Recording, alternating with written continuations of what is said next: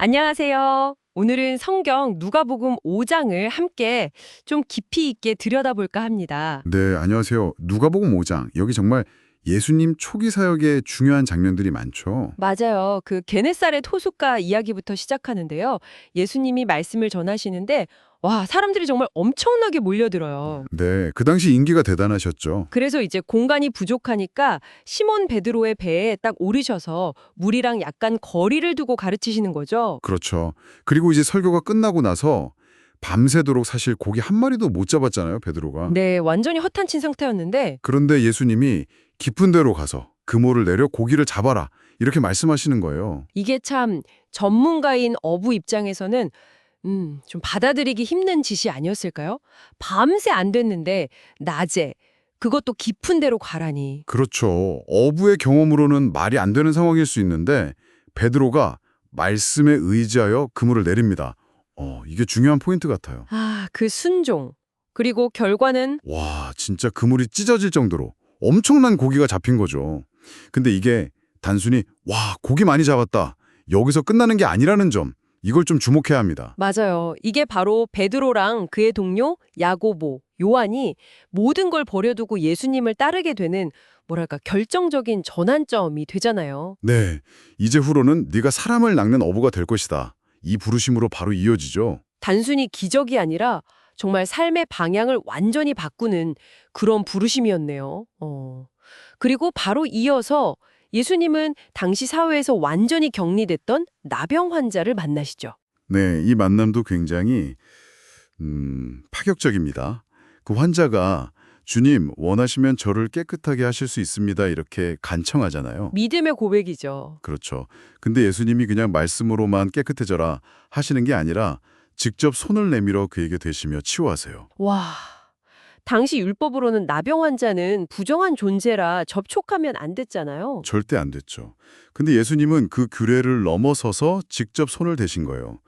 이건 예수님의 그 깊은 긍휼을 보여주는 동시에 기존의 어떤 율법 해석이나 관습을 넘어서는 당신의 권위를 보여주는 행동이라고 할 수 있겠죠. 그 행동 하나에 정말 많은 의미가 담겨 있군요.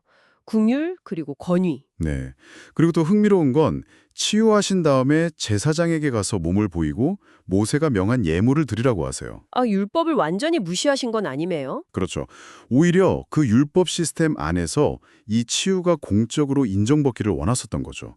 당신의 권위와 율법에 대한 존중, 이 두 가지가 같이 나타나는 장면입니다. 정말 깊네요. 아, 다음 이야기는 더 극적이에요. 중풍병자를 친구들이 지붕을 뚫고 예수님 앞으로 내리는 장면. 와, 진짜 그 친구들의 믿음이 대단합니다. 네, 맞아요. 얼마나 간절했으면 지붕을 뚫을 생각을 했을까요? 그니까요. 예수님도 바로 그들의 믿음을 보시고 먼저 이렇게 선언하시죠. 이 사람아, 네 죄가 용서받았다. 아, 병고침보다 먼저 죄사함을 선언하신 거네요. 네, 바로 여기서 이제 바리새인들하고 율법 교사들하고 갈등이 생기는 거죠. 속으로 아니 하나님 말고 누가 죄를 용서해? 이건 신성모독인데. 이렇게 생각하는 거예요. 그렇죠. 눈에 보이는 병 고치는 거랑 보이지 않는 죄를 사하는 거랑 예수님은 이 둘을 딱 연결시키시는 거군요. 정확합니다. 예수님이 그들의 생각을 아시고 질문하시잖아요. 죄사함을 받았다고 말하는 것과 일어나 걸어가라고 말하는 것 중에 뭐가 더 쉽겠냐? 어려운 질문인데요. 그러면서 이제 자신이 땅에서 죄를 용서하는 권세가 있다는 것을 보여주시려고 병자에게 일어나 내 자리를 들고 집으로 가라 명령하시죠. 그리고 그 병자가 즉시 일어나 걸어가고. 네. 그러자 사람들이 다 놀라고 두려워하면서 하나님께 영광을 돌리잖아요. 그러니까 육체의 치유를 통해서 보이지 않는 영적인 권세, 즉 죄사함의 권세를 확실하게 보여주신 사건이죠. 와, 정말 대단한 증명이었네요. 근데 권위에 대한 논란은 여기서 끝나지 않죠. 이번에는 세리 레위를 제자로 부르세요. 맞아요. 레위, 마태라고도 하죠. 당시 세리는 뭐 아시다시피 죄인 취급을 받았잖아요. 동족에게 세금을 걷어서 로마에 바치니까. 네, 민족의 배신자처럼 여겨졌는데 그런 레위를 제자로 부르시고 심지어 레위가 자기 집에서 큰 잔치를 열었는데 거기에 다른 세리들, 죄인들이랑 같이 참석하신 거죠. 그렇죠. 바리새인들하고 율법학자들이 이걸 보고 가만히 있을 리가 없죠. 아니 왜 당신들은 세리랑 죄인들하고 같이 먹고 마시냐.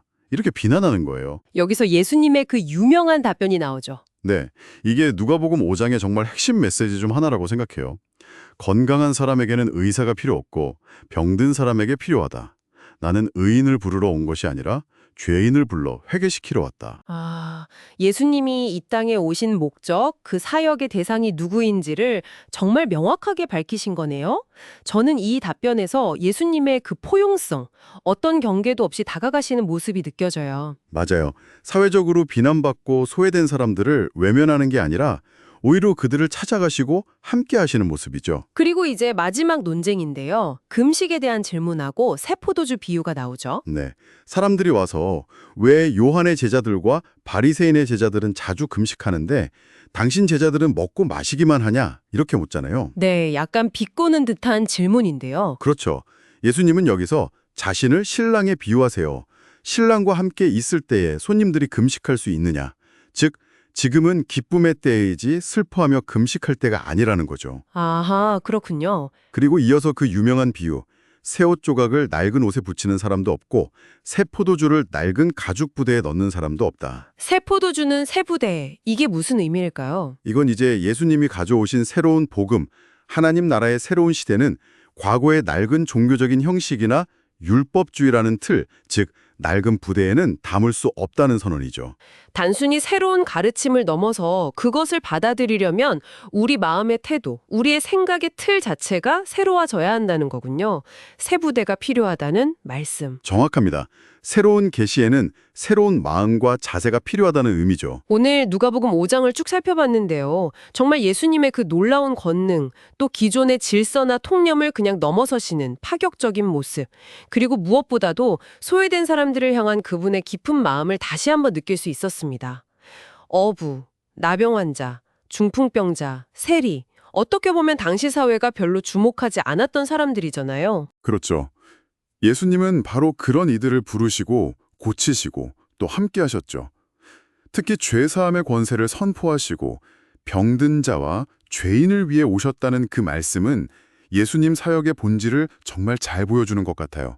네, 마지막으로 그 새 포도주는 새 부대라는 비유가 계속 마음에 남는데요. 여러분은 오늘 이야기 들으시면서 어떤 부분이 가장 인상 깊으셨나요? 혹시 우리 안에 너무 익숙해져 버린 낡은 부대 때문에 하나님께서 주시는 새로운 은혜나 진리, 그 새 포도주를 제대로 담지 못하고 있는 건 아닐까 한번 생각해 볼 필요가 있을 것 같습니다. 네, 정말 곱씹어볼 만한 질문입니다. 내 삶에서 새 부대를 준비해야 할 영역은 어디일지 한번 조용히 돌아보는 시간을 가지셔도 좋겠습니다.